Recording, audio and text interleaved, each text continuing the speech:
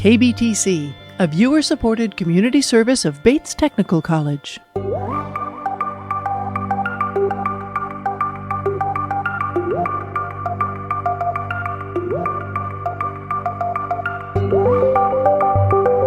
From KBTC Public Television Studios in Tacoma, Washington.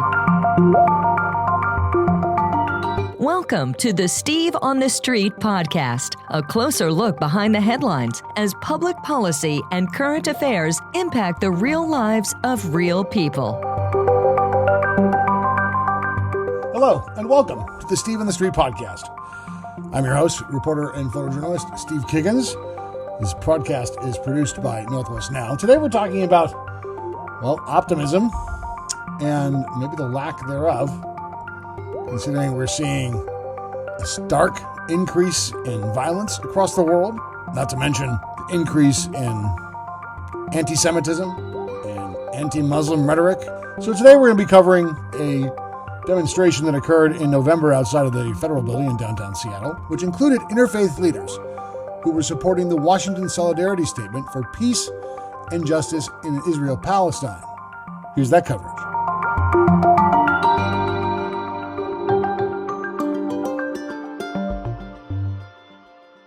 I'm gonna let it shine, shine my light in Palestine. I'm gonna let it shine, let it shine, let it shine, let it shine.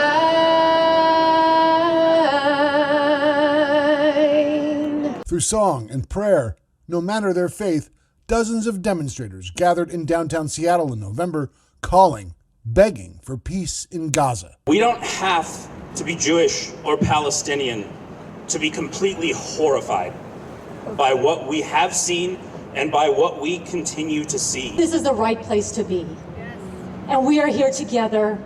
And I'm feeling that sort of presence when we come together and stand for justice and peace and morality. They are Christian, Jewish, Muslim, and more.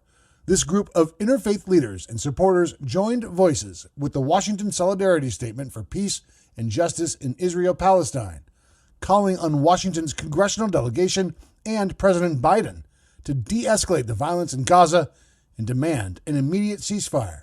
Nowhere in the world should it be tolerated to see innocent people targeted. Not children, not babies, not women, not elders, not men. No civilian should be targeted. This is definitely a very tense moment in in recent history. It's probably the most intense moment that we've experienced. Reverend Andrew Larson knows the struggle for peace in the Middle East.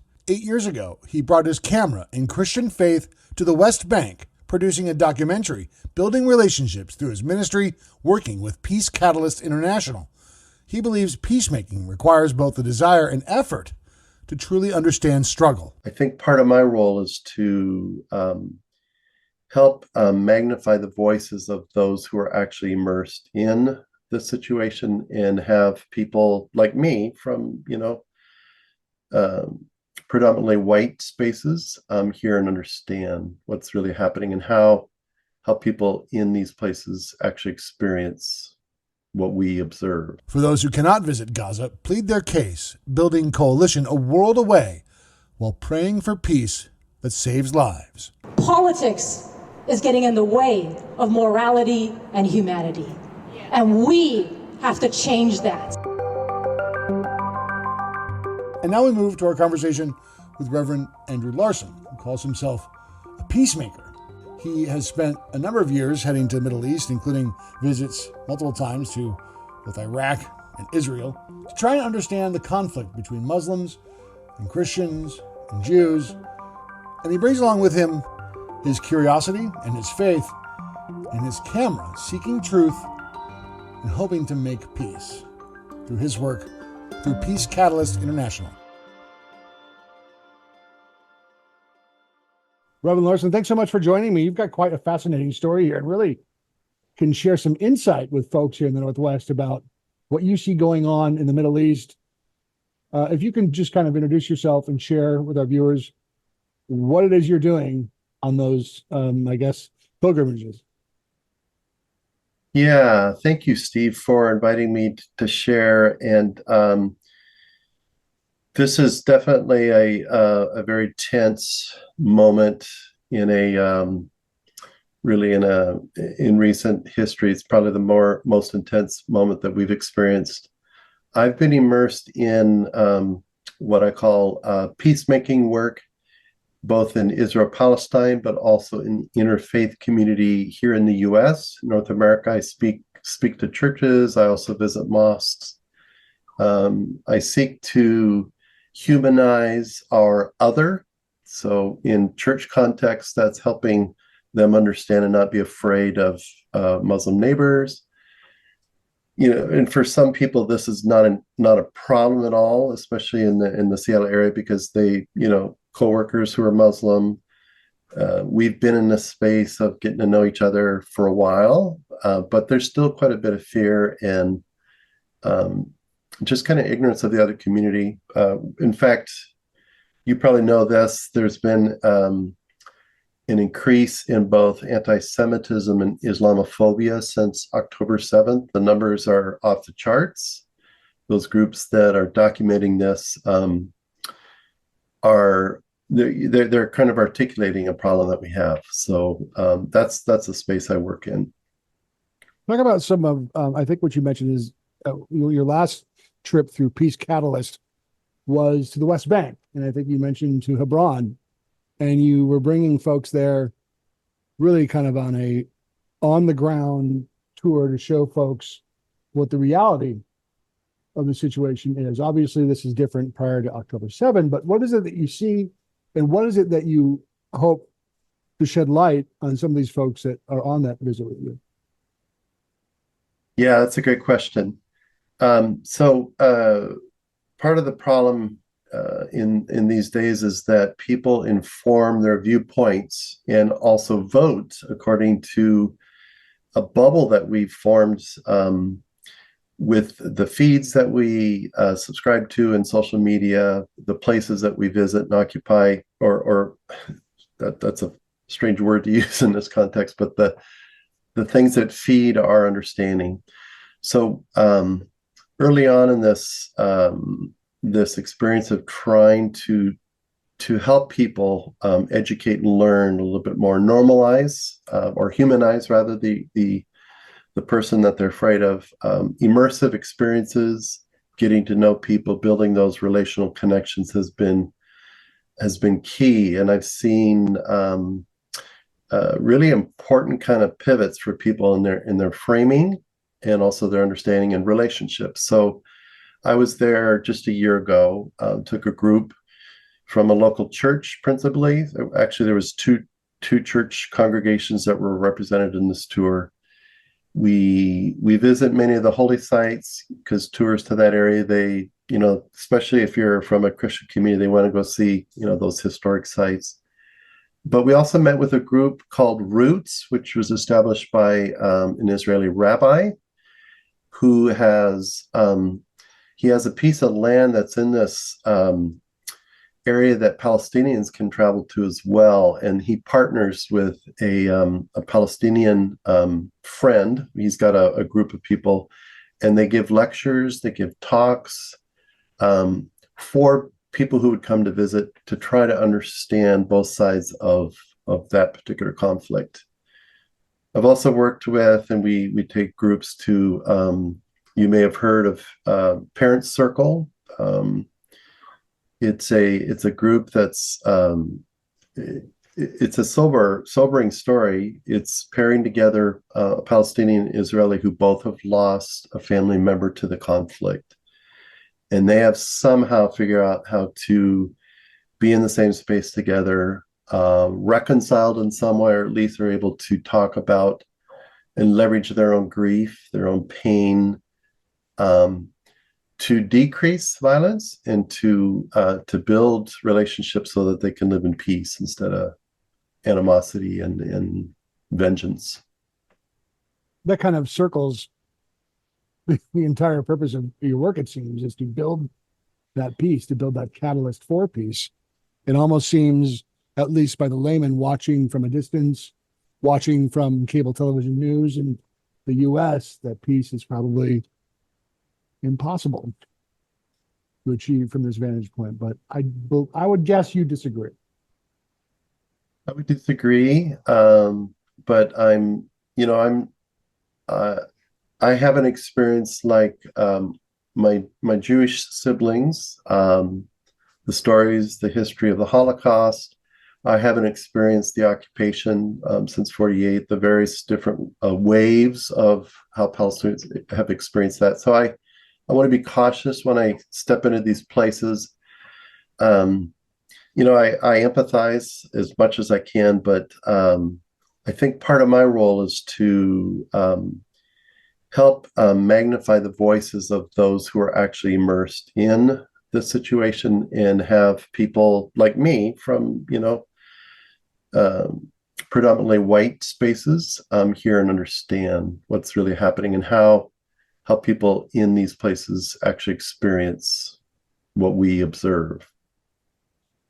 And probably the key to that tool is to really expose folks who may have built their own image in their mind about what that reality could look like, and expose them to what it really is, what that life really looks like, what those frustrations really might feel like.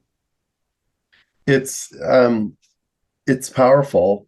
Some of these experiences for people I've observed, and I've admittedly also have journeyed on that. So my initial experiences in the region, I was a little fearful, reticent. Where could I go as a white person, as American with an American passport? Clearly, would people in the West Bank receive me? Would they view me with some kind of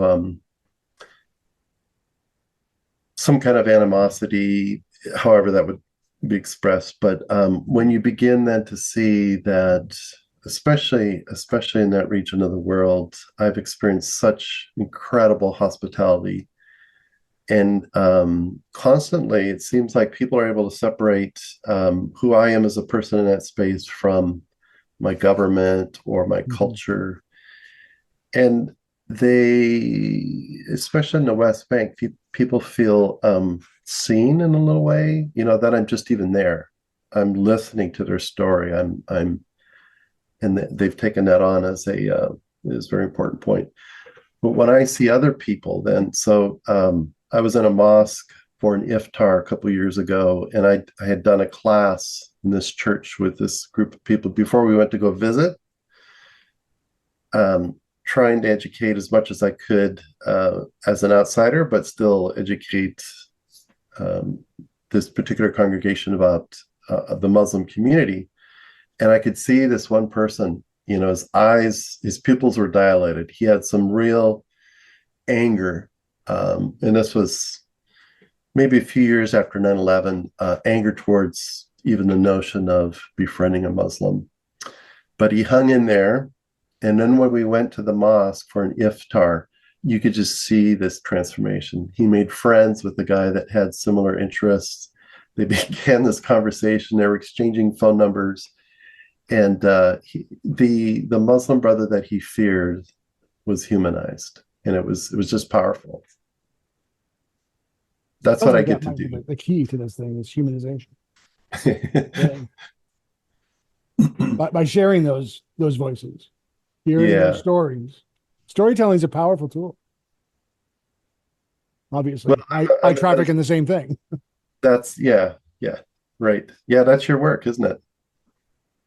And clearly yours.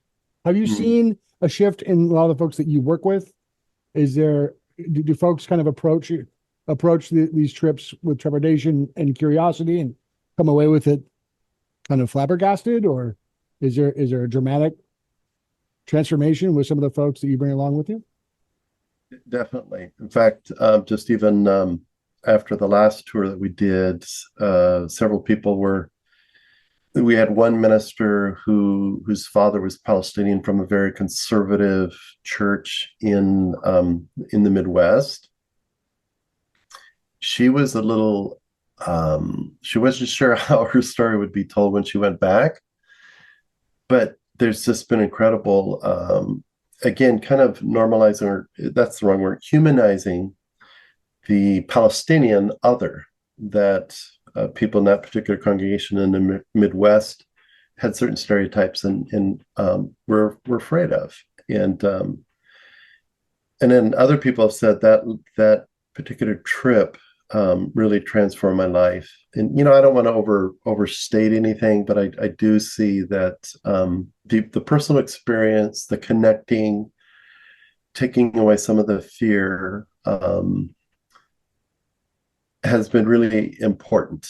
I don't want to diminish that there are elements still that you don't want to be naive when you're going into a certain place. So there are certain things that you just have to be cautious about and be aware of.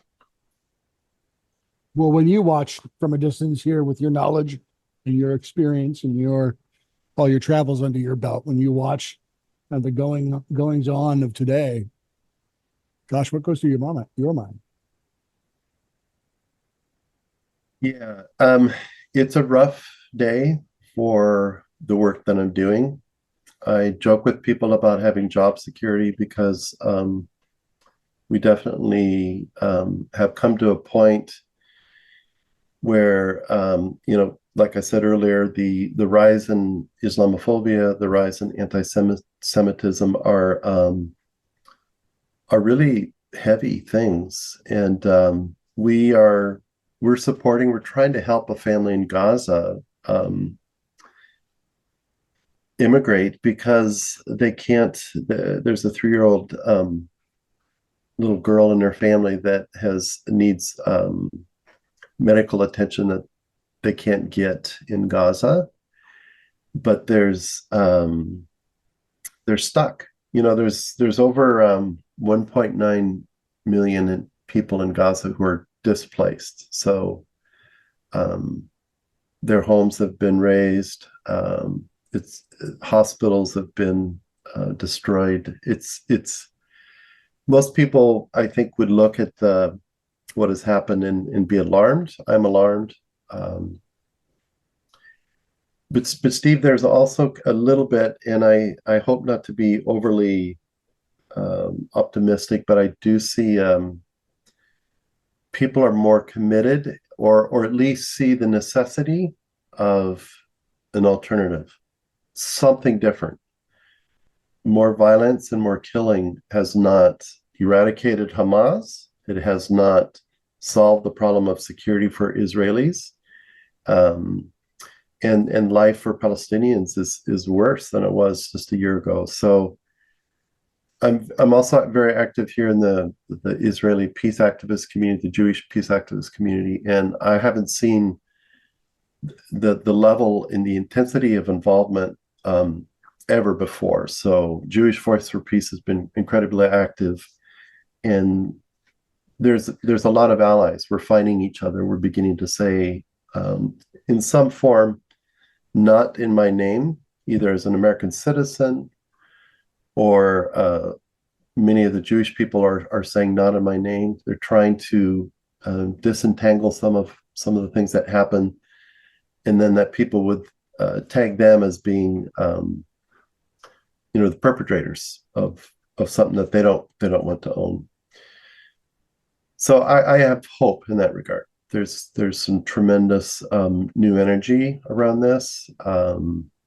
It's hard to see kind of the step back and see the 30,000 foot level, what is really happening, but I sense that there's some movement. Does this season feel different? This season referring to what? Yeah. This reality we face today, what we see now, compared to years and years of conflict. Does it feel different in terms of intensity and reaction? Yeah. Oh yeah, absolutely. What do you see in that regard? Well, what happened on October 7th, my Jewish friends say that this is the greatest number of Jewish people that have been killed, murdered since the Holocaust. And that stirs up, as I'm listening to my friends, that stirs up a lot of I'm not safe kind of feelings in the world. Mm-hmm. But my Palestinian friends also, so I'm deeply connected to the Christian community, also the Muslim community in the West Bank. They're saying that the intensity, the numbers of people that have died, the number of demolitions, the number of incursions in Bethlehem, there's 2 refugee camps where a lot of tear gas, a lot of midnight runs into the community, pulling people out. It's intense. It's very, very intense. And this year in Bethlehem, my good friend Munther Isaac, who's a pastor of a church right in Bethlehem, Christmas Lutheran Church, said that the city of Bethlehem is canceling Christmas, which is just unheard of. So that becomes a place at this time of the year of pilgrims from all over the world to go, to the birthplace of Jesus. And the city has basically canceled those celebrations, partly in solidarity with what's happening in Gaza, partly also of the knowledge that not many people will travel to the region because of the conflict and the tension. So that I haven't ever heard of that. Perhaps in one of the intifadas, something similar happened, but this is pretty intense. For someone not connected in with your communities, or really any of those that we're kind of describing here, that live here in the Northwest, might feel totally disconnected and see this as some kind of geopolitical catastrophe that repeats every number of months. But can you articulate the deep connection that is here, that lives within our own community here in the Northwest every day, that makes it important that we pay attention to this? Well, there's just a few things that come to mind. The Washington Solidarity Statement that I signed, that was they were the hosts and kind of the coordinating group organization of the rally that you went to at the federal building. There's thousands of people that have signed that, most of them from this region. So it's brought a lot of attention to this, but also my Palestinian friends. So there's a substantial Palestinian community that's local here. Some of the good friends have family still in Bethlehem. They have family in Gaza. I went to the mosque for prayers. This is part of the work I do as a Christian last month, and there was a family from Gaza, and you just feel their heaviness, because they have family that have lost their home. So there's a connection there.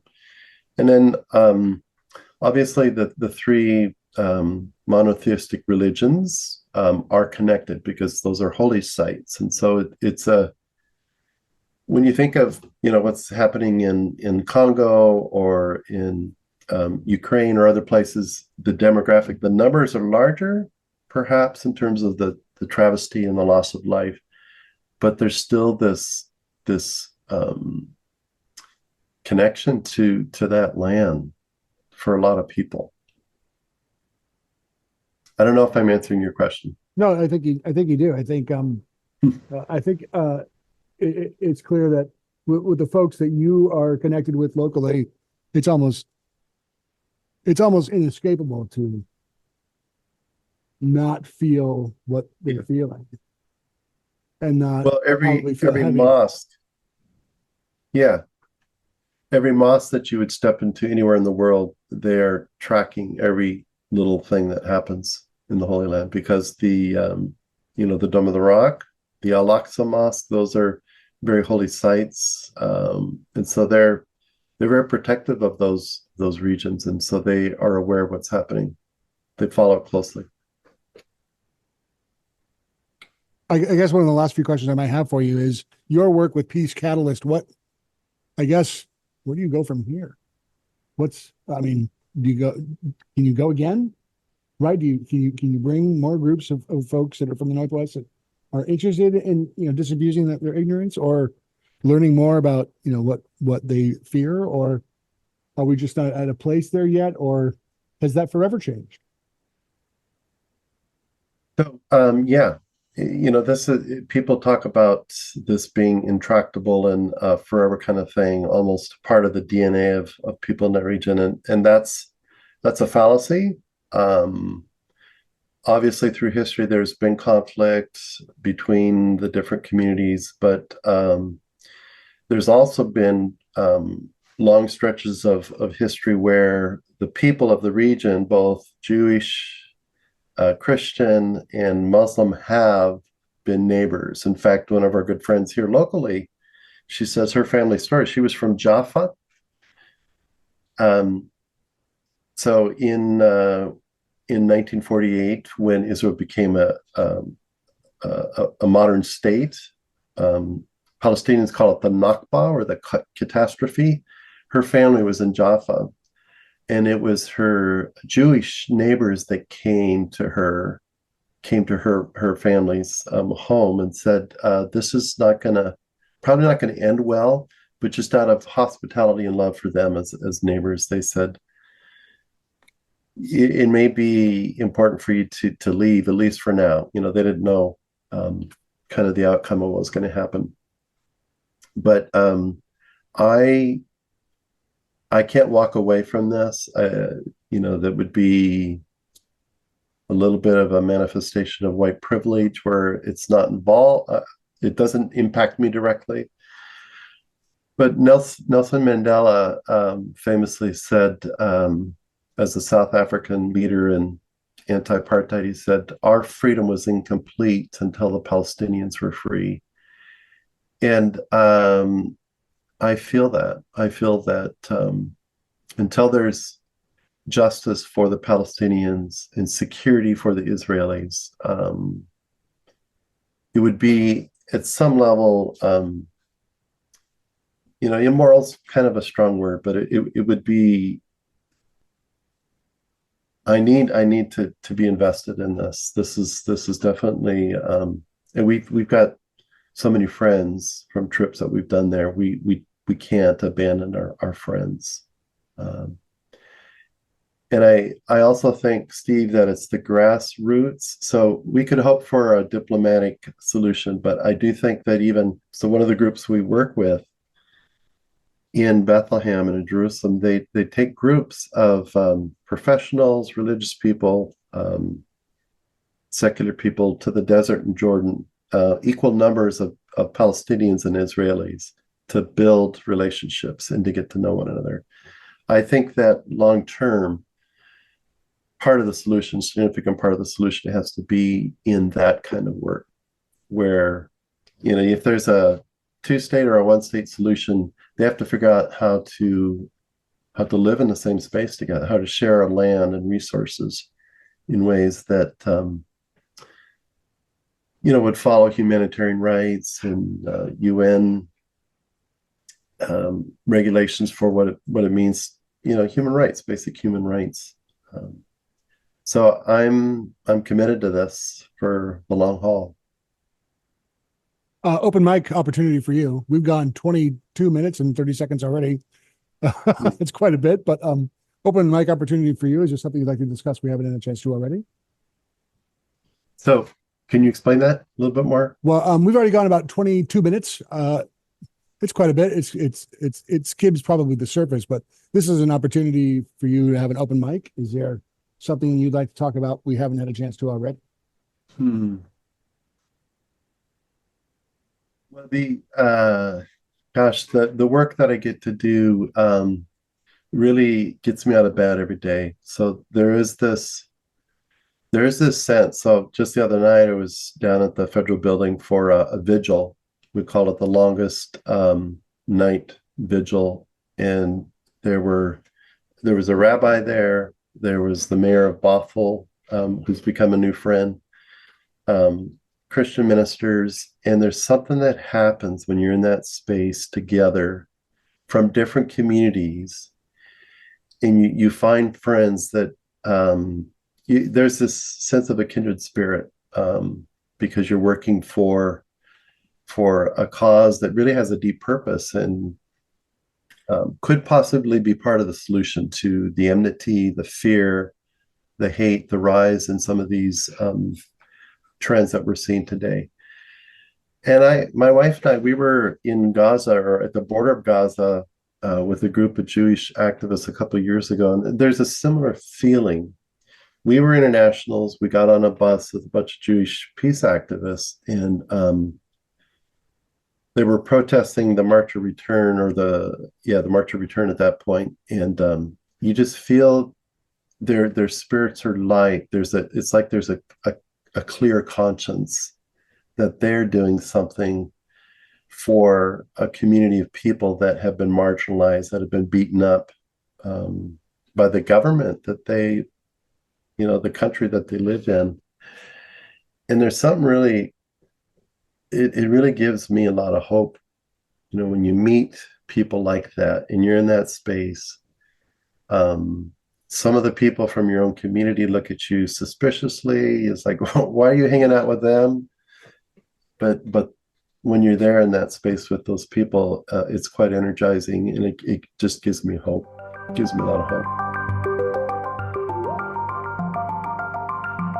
Reverend Andrew Larson, really a fascinating individual with a really unique drive to seek truth and understanding, and additionally, quite an accomplished photographer and a video documentarian.